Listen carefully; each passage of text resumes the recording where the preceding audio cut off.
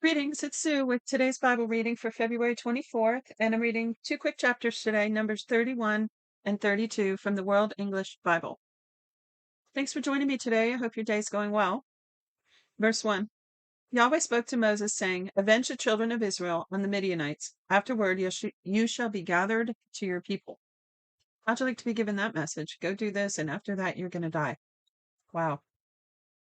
That's the kind of relationship God had and Moses had with God. Amazing. Verse 3. Moses spoke to the people, saying, Arm men from among you for war, that they may go against Midian to execute Yahweh's vengeance on Midian. You shall send 1,000 out of every tribe throughout all the tribes of Israel to the war. So there were delivered out of the thousands of Israel 1,000 from every tribe, 12,000 armed for war.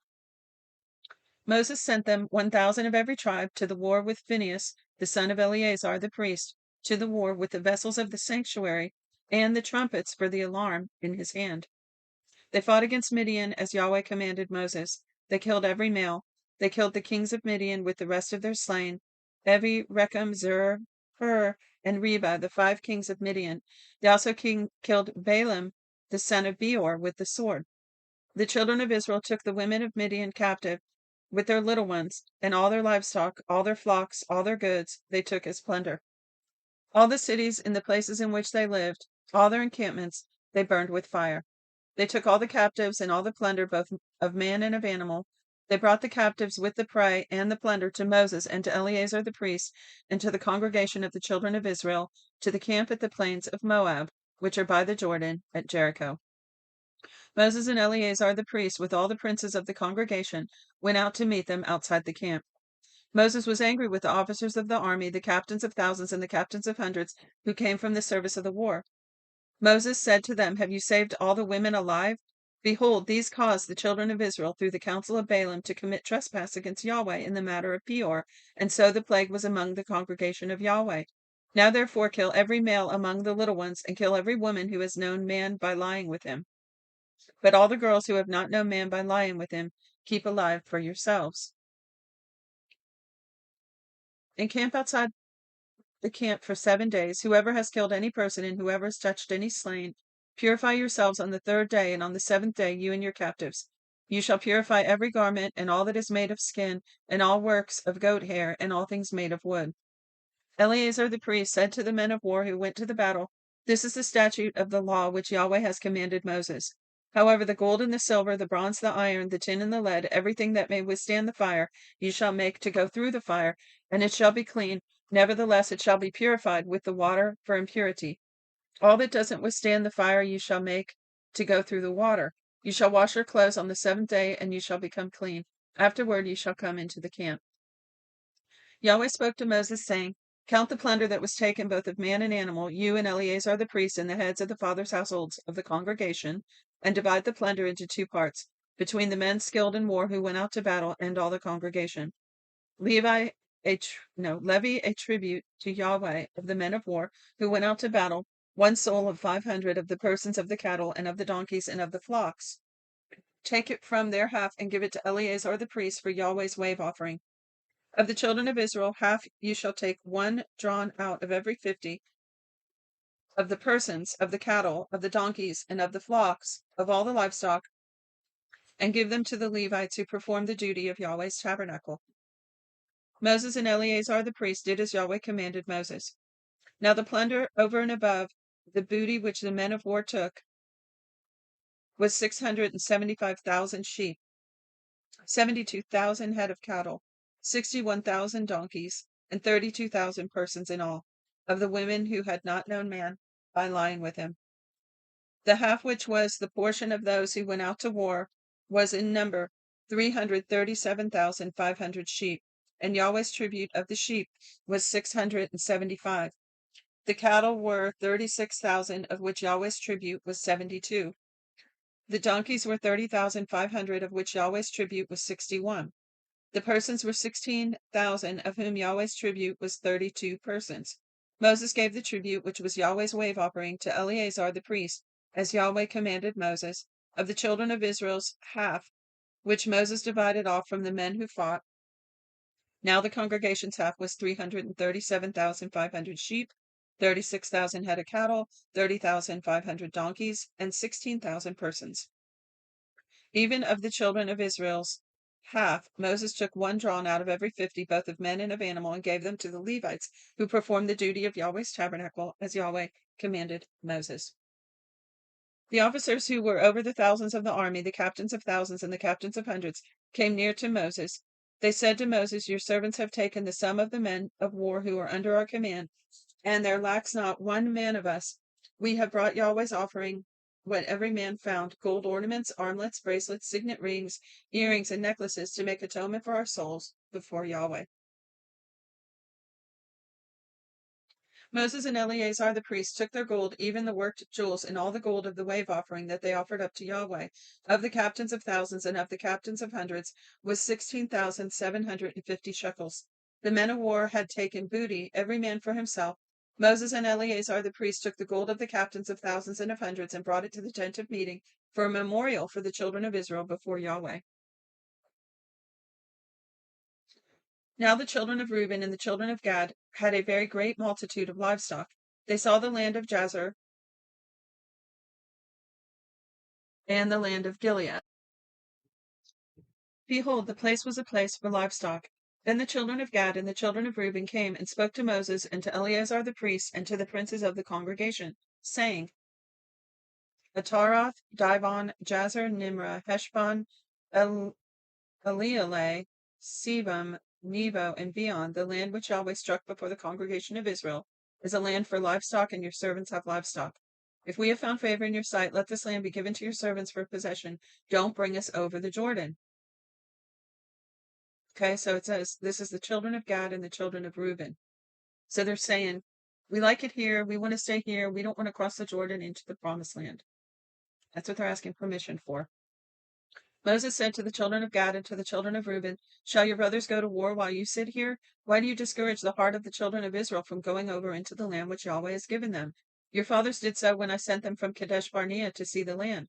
For when they went up into the valley of Eshcol and saw the land, they discouraged the heart of the children of Israel, that they should not go into the land which Yahweh had given them. Yahweh's anger burned in that day, and he swore, saying, surely none of those who came up out of Egypt from 20 years old and upward shall see the land which I swore to Abraham, to Isaac, and to Jacob, because they have not wholly followed me, except Caleb the son of Jephunneh the Kenizzite, and Joshua the son of Nun, because they have followed Yahweh completely. Yahweh's anger burned against Israel, and he made them wander back and forth in the wilderness 40 years, until all the generation who had done evil in Yahweh's sight was consumed. Behold, you have risen up in your father's place an increase of sinful men to increase the fierce anger of Yahweh toward Israel. For if you turn away from after him, he will yet again leave them in the wilderness, and you will destroy all these people. They came near to him and said, we will build sheepfolds here for our livestock and cities for our little ones, but we ourselves will be ready, armed to go before the children of Israel until we have brought them to their place.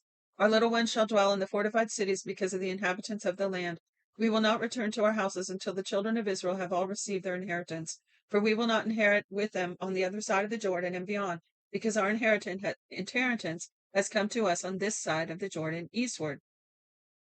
Moses said to them, if you will do this thing, if you will arm yourselves to go before Yahweh to war, and every one of your armed men will pass over the Jordan before Yahweh until he has driven out his enemies from before him, and the land is subdued before Yahweh, then afterward you shall return and be clear of obligation to Yahweh and to Israel. Then this land shall be your possession before Yahweh. So, in case you don't know, just to give you a visual while we're reading this, if you look at the land of Israel, in a north-south orientation, you have the Sea of Galilee, and then the Jordan River runs south below it. I guess the Sea of Galilee empties into the Jordan and it runs southward. And down at the end of that is the Dead Sea. And so I guess it must, I'm just thinking out loud, because I think the Dead Sea is a much lower sea level. But that's not my point. My point is just to give you a visual. So if you have the Jordan River running north-south, then all this is taking place on the eastern side. So looking at the map to the right of the river, and they're going to cross over, going westward into the Canaan land on the west side of the Jordan. So here's the tribes of Gad and Reuben that want to go ahead and settle on the east side and not cross over. But they've said, if you let us do that, we'll go ahead and go to war with you and subdue the giants that are on the other side, but we'll come back over here to live. Verse 23. But if you will not do so, behold, you have sinned against Yahweh, and be sure your sin will find you out. Build cities for your little ones and folds for your sheep, and do that which has proceeded out of your mouth. When they talk about these things, they say it so simply, but you can imagine how much time all this took. Going to war against the Midianites, how long did that conquest last? And then here he's saying, go ahead and build your livestock. Your, what do you say?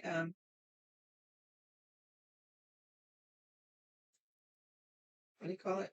Folds.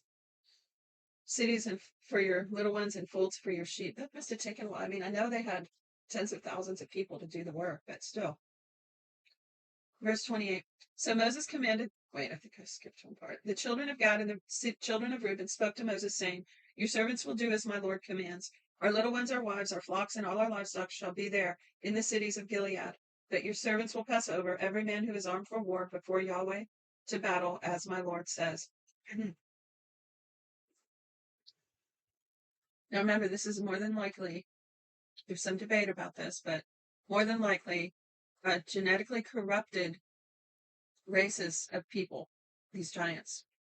And I personally believe that's why they had them go ahead and kill any of the women that had been with them, because then they were going to be able to procreate more of this illegitimate, if you will, race. It's unsanctioned and very destructive and evil, wicked races of people. So this isn't God just, having some sort of prejudice against humans.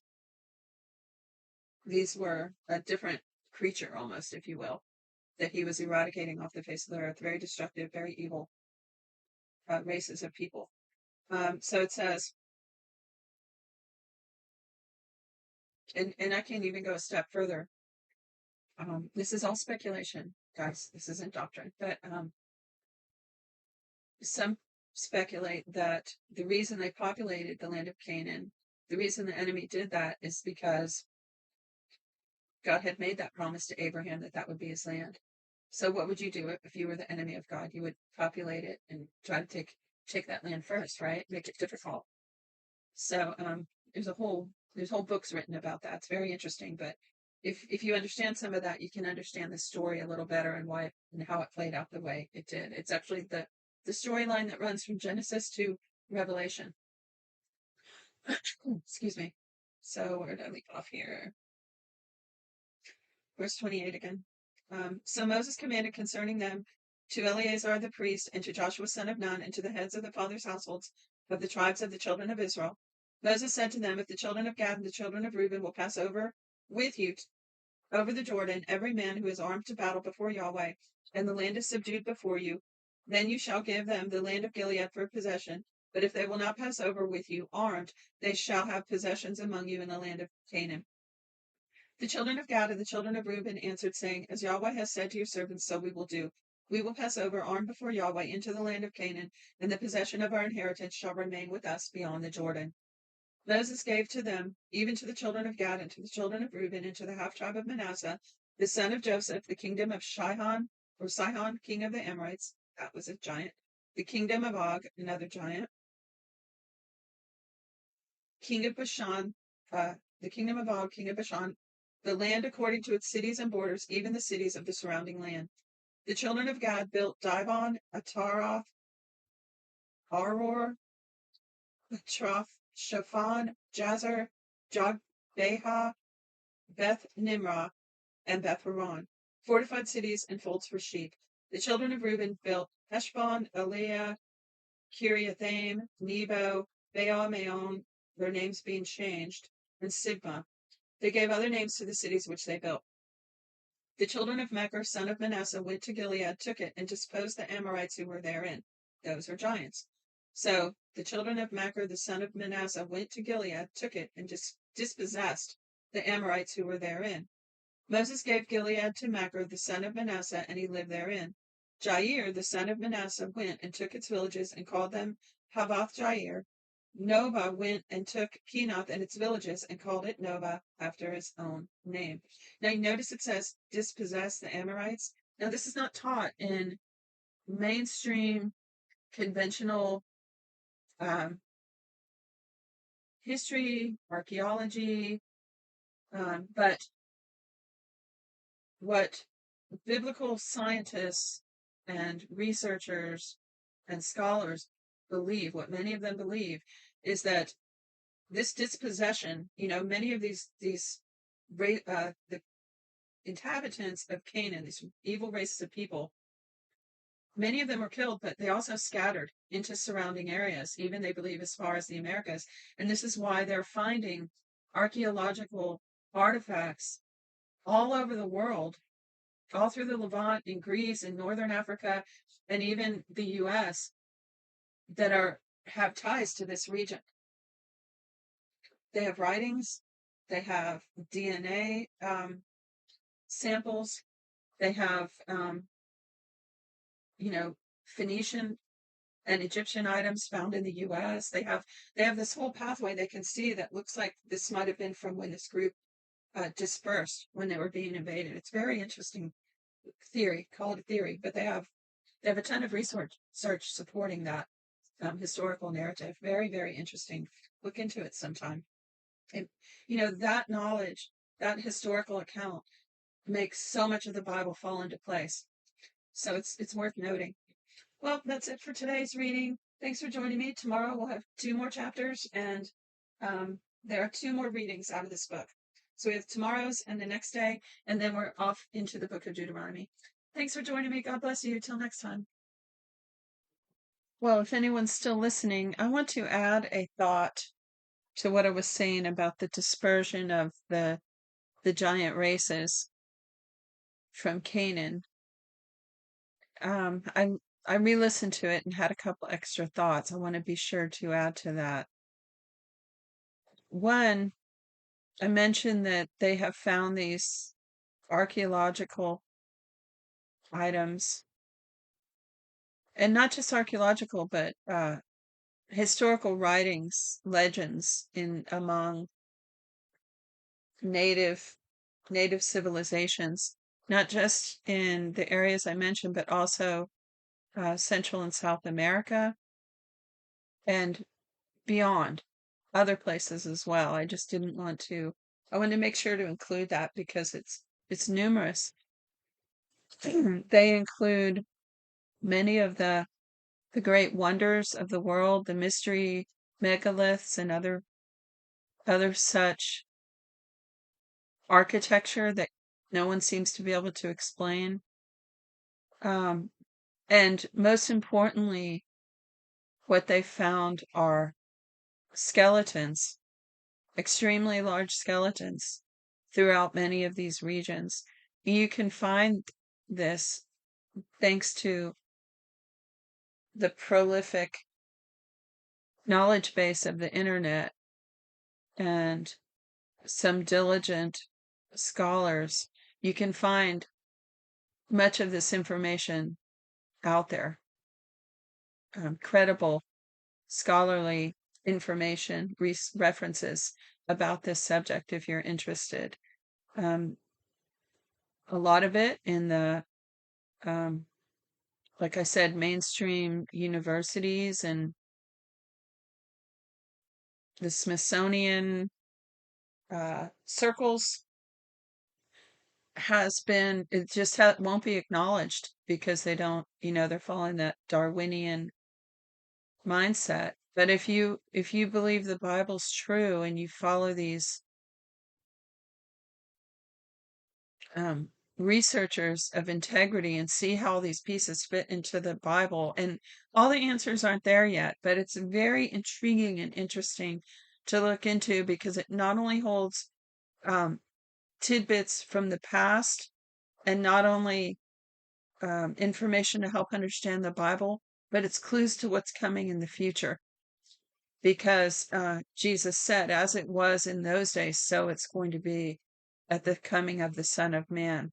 So it's important. It isn't just reckless speculation. It's an important part of biblical research that needs to be given serious consideration. So that's all I'll share about that for today. See you later.